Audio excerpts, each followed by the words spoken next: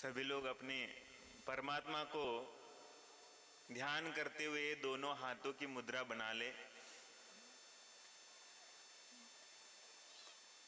ओम नमः सिद्धेभ्यः, ओम नमः सिद्धेभ्यः, ओम नमः सिद्धेभ्यः।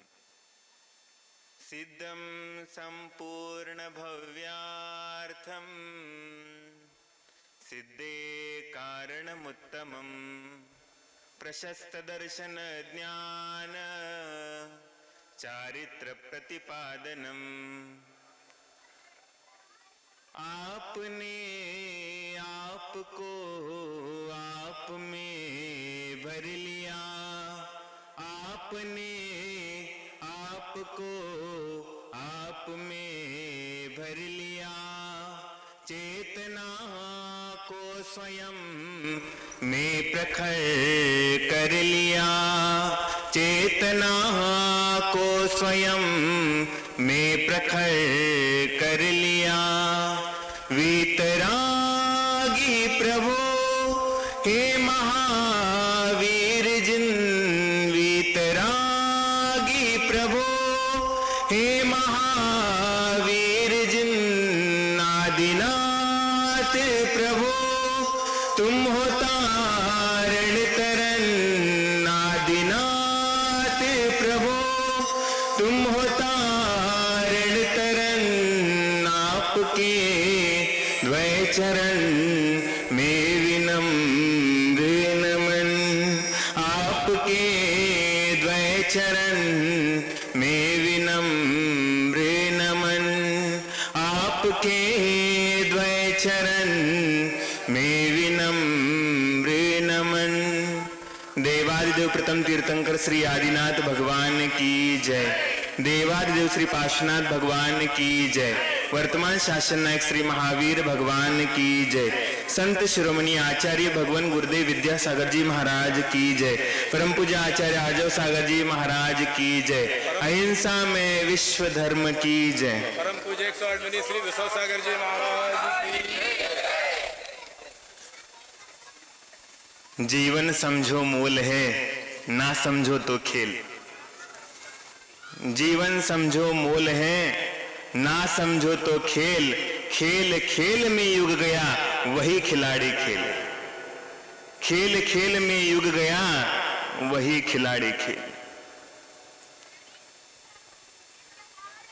धर्म कहता है परमार्थ की ओर चलो और संसार कहता है कि स्वार्थ की ओर चलो। क्या कहता है? जीवन की दो श्रेणियां हैं। ये संसारी तो है, सारे लोग जी रहे हैं, सारे लोग अपने आप में मस्त हैं, लेकिन अपने आप में मस्त होने के साथ साथ इतने मदमस्त होकर के जी रहे हैं कि अपना कौन और पराया कौन इसका भेद ही भूल गए। जीवन जीने की कलाओं में आचार्य महाराज ने लिखा था कि भारतीय संस्कृति क्या है, तो उसकी उपमा दी थी गौ माता के दुग्ध सम भारत का साहित्य, गौ माता के दुग्ध सम भारत का साहित्य, और देश के क्या कहे कहने में लालिप्त, और देश के क्या कहे कहने में लालिप्त। अपनी भारतीय संस्कृति का जो साहित्य है, जो सृजन है, वो देखा जाता है तो गौ माता के दूध के जैसा होता है, और गौ माता का दूध भले ही सफेद हो लेकिन सोने का अंश भी तो उसमें मिला होता है, जो उसके कारण भारतीय संस्कृति पूज्यता को प्राप्त हुआ करती है। लेकिन आज ऐसी स्थितियों में आकर के हम लोग देखते हैं कि कैसे जीवन जीना है, कैसे जीवन का उद्धार करना है और कैसे अपने जीवन को आगे बढ़ाना। तो बताते हैं कि यहां पर एक गैया थी, वो गैया एक बार कत्ल खाने में कटने के लिए गई, लेकिन जब उसके सामने वो संहार हो रहा था तो उसकी आंखों से अश्रु बह रहे थे। कौन व्यक्ति ऐसा नहीं होगा कि जो अपनी प्राण को बचाने के लिए प्रयास नहीं करेगा। सभी लोग अपने प्राणों को बचाने के लिए प्रयास करते हैं, लेकिन उसके पुण्य के संयोग से ऐसा रहा कि वो वहां से छूट करके बाहर आ गई, दौड़ दौड़ करके आ गई। लेकिन जैसे ही वो दौड़ करके बाहर आ गई तो भैया तुम लोग ऐसे जाने दोगे उसको? नहीं, उसके पीछे कसाई लग गया। और कसाई क्या है, उसके पीछे छुरा लेकर के भागते भागते लग गया। वो भी क्या है, भागते भागते हुए आगे आ गई। और वो जब भाग रही थी तभी उसको क्या हो गई, प्रसूति की वेदना उसको चालू हो गई। गैया पेट से थी तो उसको प्रसूति की वेदना भी तो चालू हो गई उसी समय। अब वो ये सोच रही हैं कि मैं जाऊं, कहां जाऊं?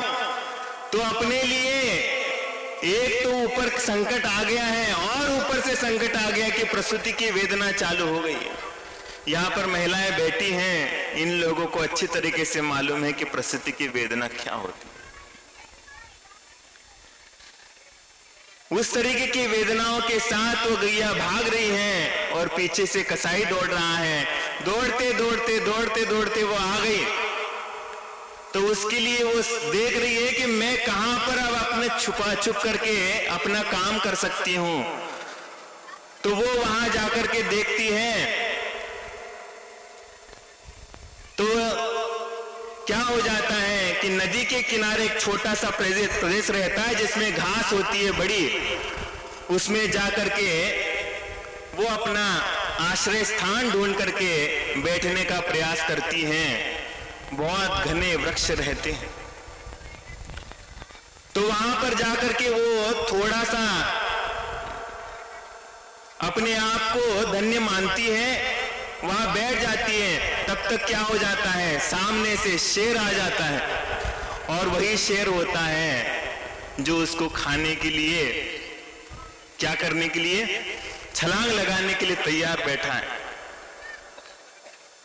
अब वहां से वो कहती कि मैं जाऊं कहां? तो पीछे से कसाई है, पीछे नहीं जा सकती। आगे तो क्या है, आगे तो शेर खड़ा है। अब जाऊंगी तो कहां जाऊंगी? तो दाहिने तरफ मुड़ती है तो वहां तो क्या हो जाता है, पानी का बहाव होता है, नदी होती है। और इस तरफ जाती है दाहिनी ओर, तो दाहिनी ओर दौड़ते दौड़ते जाती है तो वहां पर भी क्या हो जाता है, तो खाई दिखने में आ जाती है। अब चारों तरफ से क्या हो जाए, चारों तरफ से वो मुसीबत में फंस गई है। अब वो चारों तरफ से जब मुश्किलों में फंस गई है, अब उसके लिए क्या करना है? व्यक्ति को बताया गया है कि भाग्य और पुरुषार्थ व्यक्ति के साथ हमेशा चलता है। इसको आप लोग मानते हो या नहीं मानते हो? अगर नहीं मानने वाला है तो उसके साथ भाग्य चलेगा नहीं चलेगा ये कह नहीं सकते, लेकिन मानने वाले भी है और नहीं मानने वाले भी है, उनके साथ जरूर भाग्य चलता है। तो यहां पर ऐसा है कि उसने सोचा मैं कितना पुरुषार्थ कर सकती हूं। आप कहां तक दौड़ लगा सकते हो अपने आप को बचाने के लिए, उतना बचाने का पुरुषार्थ उसने कर लिया। वो कह रही है मैं अपने आप को बचाने के लिए बहुत पुरुषार्थ कर चुकी हूं, लेकिन मेरे लिए अब यहां पर कोई रास्ता समझ में नहीं आ रहा। तो मैं क्या करती हूं? अब तुम लोग क्या करोगे उस समय? चारों तरफ से संकटों ने घेर लिया, क्या करोगे? भगवान को याद करो, क्या सरकार को याद करोगे? किसको याद करोगे? भगवान को याद करोगे। तो उसने कहा कि भैया मेरे लिए यहां पर कोई भी बचाने नहीं आ रहा है। मैंने जितना पुरुषार्थ मैं कर सकती हूं उतना पुरुषार्थ मैंने कर लिया, लेकिन मेरे लिए अब कोई जारा नहीं बचा है, चारों तरफ से घिर चुकी हूं। तो उसने क्या किया कि अपने भाग्य के ऊपर सारा का सारा भरोसा छोड़ दिया। अपने जीवन का उत्तरदायित्व किसके भरोसे छोड़ दिया? तो सारा का सारा भरोसा उसने क्या कर दिया? उसने अपने भगवान के ऊपर छोड़ दिया। और जैसे भगवान के ऊपर छोड़ दिया जाता है, आपकी हर पुकार हर जगह पर फेल हो सकती है, लेकिन आपकी एक पुकार होती है जो अंतरात्मा से पुकार लोगे, लेकिन वहां पर पुकारने के बाद वो कभी खाली जा नहीं सकते। और वो पुकार उसने अंतिम धार के साथ लगाई थी, हे भगवान, अब मेरे लिए जीना है कि मरना है तेरे हाथ में है। अब मेरे जीवन की नैया पारसनाथ मैंने तेरे हाथ में छोड़ दी। ऐसा छोड़ करके उसने क्या किया, भगवान के भरोसे जैसे छोड़ दिया, वैसे आकाश में से क्या हो गया, बिजली का प्रकाश हो गया, बिजली कड़कने लगी। और जैसे बिजली कड़की, वैसे शेर की आंखें जो है चमकने लगी, और कसाई का निशाना जो है वो गाय के ऊपर जो लगना था वो शेर के ऊपर लग गया। और जैसे शेर के ऊपर लग गया तो क्या हुआ, तो आप लोगों के सामने होता है, शेर कभी जिसने मारा है उसको नहीं छोड़ता है, कि जिसके द्वारा वो घायल हो गया है उसको छोड़ता है, किसको पकड़ता है? हाँ, शेर किसको पकड़ता है? जिसके द्वारा वो घायल हो चुका है उसको पकड़ता है। अगर कुत्ते हैं तो कुत्ता तो पत्थर को पकड़ लेता है, लेकिन शेर क्या कहता है? शेर कहता है मैं पत्थर को नहीं, मैं उस छुरे को नहीं पकड़ूंगा, जिसने मारा है उसको पकड़ूंगा। तो शेर ने क्या कर दिया, गैया के ऊपर से छलांग लगा करके क्या कर दिया, उस कसाई को पकड़ लिया। अब उसके दोनों रास्ते क्या हो गए, खुल गए। अब उसने भगवान का साधुवाद किया, उसने साधुवाद करते हुए अपने आप के कर्तव्य के साथ निर्वहन करने का काम कर दिया। ये सब की सब माया जो होती है वो सिर्फ जिनेंद्र भगवान की होती है, भगवान के द्वारा ही रचा हुआ ये सारा खेल होता है।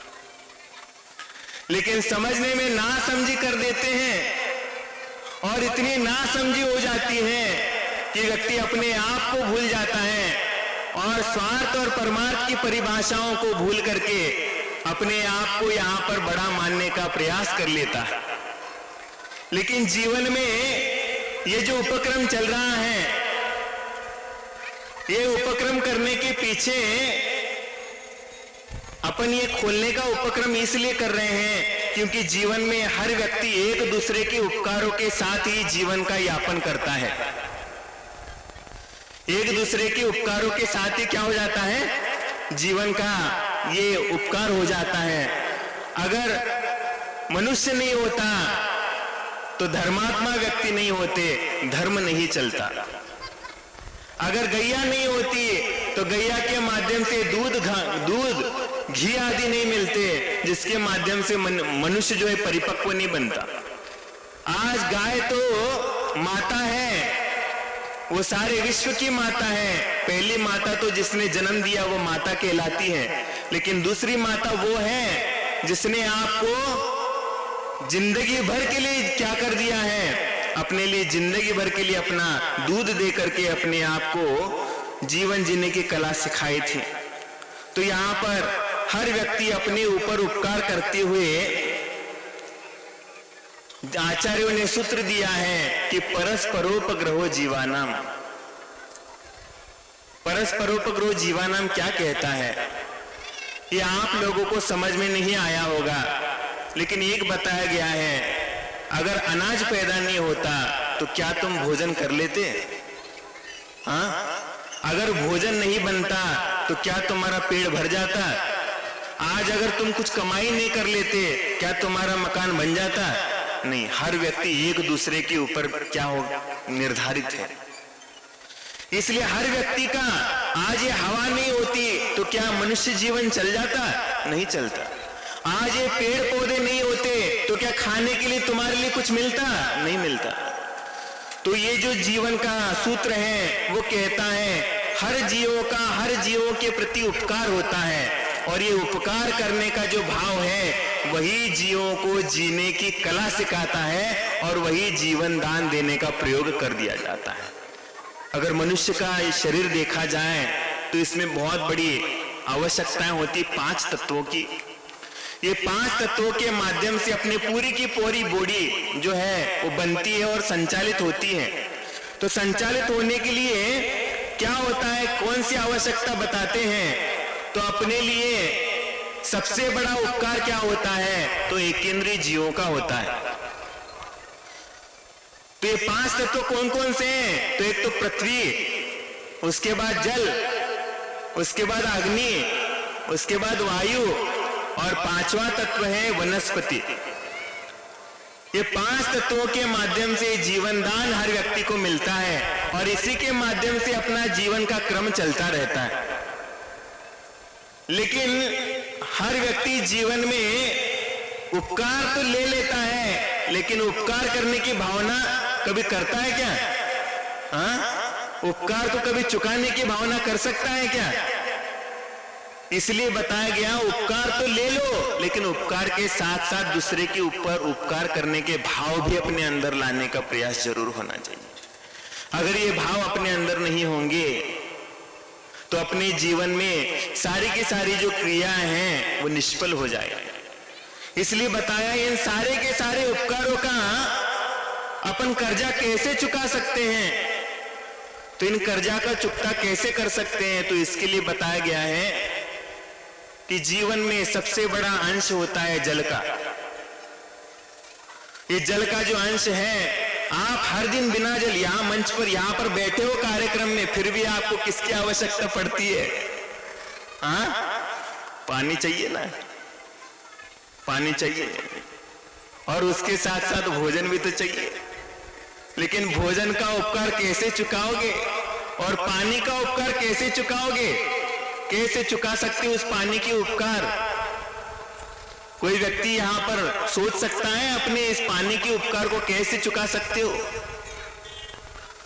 तो बताया गया है कि पानी के अगर उपकार चुकाने हैं आपको, तो आप इतने पवित्र हो जाओ, आप इतने पवित्र हो जाओ कि आपके चरणों के ऊपर वो पानी गिर जाएगा तो वो पानी भी पवित्र माना जाएगा, जो गंगा जल के माध्यम से आपको क्या किया जाएगा? छूने का प्रयास कर दिया जाएगा। लेकिन अगर आप इतने पवित्र नहीं बन सकते हो, अगर आप इतने पवित्र नहीं बन सकते हो, तो कम से कम इतना तो कर लो कि आप इतने पवित्र नहीं बन सकते हो, तो कम से कम इतना तो कर लो कि जिसके लिए पानी की आवश्यकता है, जिसके लिए पानी की आवश्यकता है, जो असहाय है, उसके मुख में पानी डालने का भी प्रयास कर लोगे तो भी उस पानी का कर्जा क्या हो जाएगा? वो चुकता हो जाएगा। ये परोपकार की भावना है।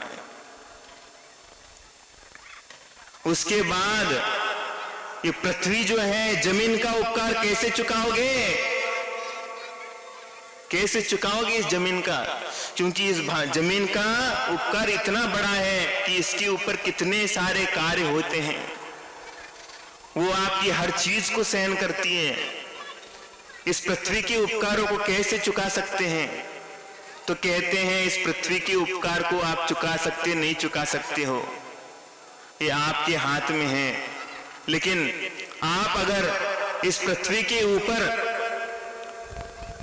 उपकार चुकाने की भावना बताते हैं तो आप इतने पूज्य बन जाओ, इतने पूज्य बन जाओ कि धरती माता के ऊपर आपके चरण भी स्पर्श हो जाए तो वो क्या हो जाए? वो अपने आप को धन्य मानने लायक हो जाए। ऐसी धरती माता के चरण उपकार कर सकते। लेकिन अगर ऐसे नहीं कर सकते, इतने बड़े पुण्यात्मा नहीं बन सकते, इतने बड़े धर्मात्मा नहीं बन सकते हो, तो कम से कम ऐसी जगह पर गौशाला के लिए दान कर देना। ऐसी जगह तुम्हारे जमीन की एक टुकड़ा जो है, वो जमीन टुकड़ा का जो हिस्सा है, वो ऐसे परोपकार के लिए दान कर देना कि जिसके माध्यम से हजारों पशु जो हैं वो अहिंसा के माध्यम से अपने आप को जिलाने के लिए सक्षम हो जाएंगे। ये धरती का परोपकार है, क्योंकि धरती हमेशा चाहती है उसके ऊपर शैतानों का वास हो कि इंसानों का वास हो। हाँ, तुम तुम्हारे घर में किसका वास चाहते हो? लक्ष्मी का वास चाहते हो कि राक्षसों का वास चाहते हो? हाँ, तुम्हारे घर में हमेशा चाहते हो कि मेरे घर में लक्ष्मी का वास हो। आज हम जहां भी जाते हैं तो सारे लोग हमारे चरण छूते हैं। लेकिन चरण छूने के बाद ये चरण छूने तक जो प्रयास होता है, तो अंदर से ये भावना अपने अंदर आनी चाहिए कि चरण छूना तो धर्म है, लेकिन चरण जिसके छू रहे हो उन्होंने जिस मार्ग को स्वीकार कर लिया है, उस मार्ग के ऊपर चलने का प्रयास कर लोगे तो तुम्हारा भी जीवन पवित्र हो जाएगा, तुम्हारा जीवन भी क्या हो जाएगा, पुण्यात्मा के साथ धर्मात्मा बनकर के आगे बढ़ने का प्रयास कर लिया है। लेकिन उसके साथ ये धरती का उपकार ऐसे चुका सकते हो। अब अग्नि के उपकार कैसे चुकाओगे? क्या अग्नि के भी उपकार चुका सकते हो? बताया गया आगे आने वाला काल है, उसमें तो आग ही नहीं मिलेगी खाने को, अब क्या खाओगे आगे? जैसे जैसे पूज्य पुरुषों का अभाव हो जाएगा इस धरती से, वैसे अग्नि संसार से मुक्त हो जाएगी। लेकिन बताया गया कि आप अगर अग्नि के उपकार बता सकते हो, अगर अग्नि के उपकारों को चुकाना चाहते हो तो आप इतने पूज्य बन जाओ, आप इतने पूज्य बन जाओ कि आपके सामने वो दीपक जल करके भी क्या हो जाए, अग्नि अपने आप को आरती के माध्यम से धन्य मानने लगे। क्या इतना पूज्य बन सकते हो? इतनी पवित्रता आपके अंदर आ सकती है? हाँ, लेकिन इतनी पवित्रता नहीं आ सकती है। तो जो इस मार्ग से आगे बढ़कर के पूज्य बन चुके हैं, जो इस मार्ग से आगे बढ़ करके पूज्य बन चुके हैं, उनकी आरती निकाल करके, उनकी आरती गा गा करके उस अग्नि के भी क्या कर सकते हो, उपकारों की पुनर्स्थापना कर सकते हो। अग्नि के उपकारों को भी कर्जा के माध्यम से चुका सकते हो। लेकिन उसके बाद भी बताया कि वायु के उपकार क्या है। वायु के उपकारों को कभी भुला सकते हो क्या? आज ऑक्सीजन नहीं हो, अग्नि जीवन, वायु अगर नहीं हो तो वायु अगर नहीं होता तो क्या जीवन चल सकता है? नहीं चल सकता। तो इस वायु के उपकार कैसे भुला सकते हो? इस वायु के उपकार अगर अपन देना चाहते हैं परोपकार की भावना के साथ, तो आप इतने हल्के हो जाना, इतने हल्के बनते जाना कि वायु भी आपको धारण करने के बाद उसको कभी भारी महसूस नहीं हो। और उसके बाद बताया है कि आप पांचवा तत्व जो है वो वनस्पति का माना जाता है। इस वनस्पति के उपकारों को कभी भूल सकते हो क्या? हाँ, ये वनस्पतियों का भी बहुत बड़ा उपकार है, जो अपने लिए भोजन देती है, जिसके माध्यम से अपने लिए शरीर में चलने की ऊर्जा पैदा होती है। और इस ऊर्जा को चलने के लिए इस वनस्पतियों का उपकार बहुत बड़ा होता है। तो ऐसे वनस्पतियों का अपन क्या कर सकते हैं? तो ऐसा उपकार उसको चुकाना है तो क्या करना है? अपने लिए आप इतने पूज्य बन जाओ कि आपके लिए आपके हाथ में उस वनस्पतियों के भोजन का जो ग्रास है, वो हाथ डालने के बाद वो क्या हो जाए, वो अमृत बन जाए। इतने अपना पुण्यात्मा बनने का प्रयास कर लेना, इतना धर्मात्मा बनने का प्रयास कर लेना। अगर ऐसा आप नहीं बन सकते हो, अगर आप ऐसा नहीं कर सकते हो, अगर आप में इतनी शक्ति नहीं है, तो क्या कर लेना है? ये जो ऐसी गैया है, जो असहाय प्राणी है, जो भूखे हैं, प्यासे हैं, जो विकलांग हैं, जो मुख बधिर हैं, ऐसे लोगों के मुंह में ग्रास का निवाला डाल देना, ये सबसे बड़ा परोपकार का काम है। ये अग्नि कायक के साथ साथ वनस्पति कायक जीवों का भी परोपकार का भावना यहां पर साबित हो जाती है। तो ये 5 तत्वों के माध्यम से अपने आप को जीवन में धन्य तो मान लिया, लेकिन सबसे बड़ा उपकार तो होता है माता पिता का।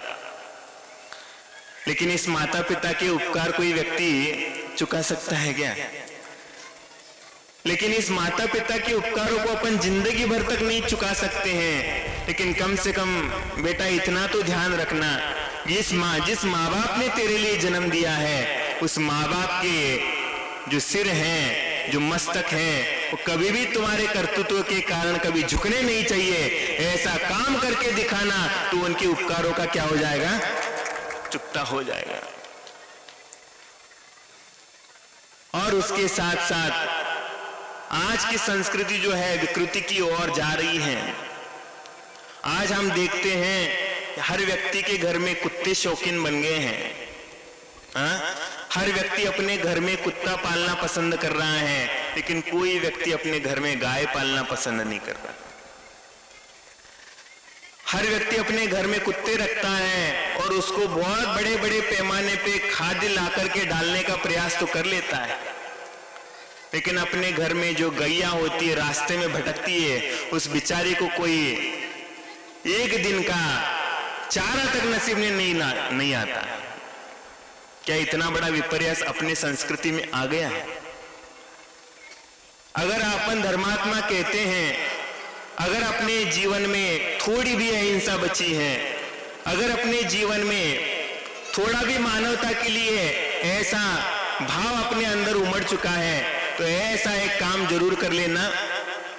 ये हर व्यक्ति जो यहाँ पर आया है वो संकल्प लेकर के जाना कि मैं साल भर में एक दिन का जो चारा है वो गैयों को जरूर खिलाऊंगा। भले जो है मैं 100 गैयों को नहीं खिला सकता, कम से कम 5 गैयों को तो चला सकते हो। 5 गैयों को एक दिन का चारा जो है वो तुम लोग जरूर दे सकते हो। आज जो भी व्यक्ति आया है, आज कुछ नहीं कर लेना, तुम्हारे गैयों के उपकार तुम्हारे लिए जिंदगी भर। आज बच्चा माँ के दूध के साथ 9 महीने तक पलता है, लेकिन पूरी जिंदगी तुम्हारी जो चलती है किसके दूध पे चलती है? गाय के दूध के ऊपर चलती है। इसलिए अगर तुम्हारे लिए गाय के उपकारों को चुकाना है तो एक संकल्प लेकर के जाना, मैं भले ही दिन मेरे 100 गायों को नहीं चरा सकता हूं, लेकिन मैं साल भर में एक दिन में 5 गायों का जो है यहाँ पर चारा दे करके जरूर जा सकता हूं। यहाँ पर खाली हाथ कभी भी मत जाना। यहां से जाओगे तो कम से कम 1100 रुपए की रसीद तो डाल करके जाना, जिसके माध्यम से तुम्हारे लिए साल भर का एक दिन का चारा तो कम से कम उसके नसीब में हो जाए। ऐसा पुण्य अगर यहां से लेकर के जाओगे तो तुम्हारे लिए इस गायों के माध्यम से जो कार्य है वो उपकार की क्या हो जाएगी? उसका भी उपकार जो है कुछ पैमानों पे कम हो जाएगा।